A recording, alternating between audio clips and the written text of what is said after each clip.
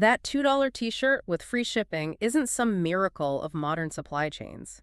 It is a piece of economic warfare, actively dismantling your local economy, hacking your brain chemistry, and poisoning your bloodstream. We all look at these apps and think we've found a cheat code for inflation.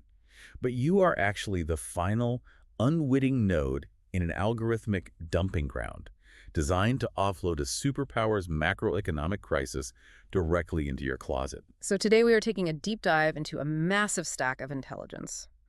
We are pulling apart toxicological reports out of Seoul, global supply chain data, behavioral psychology studies. By the time we finish pulling this apart, that heavy discount is going to look like the most expensive purchase you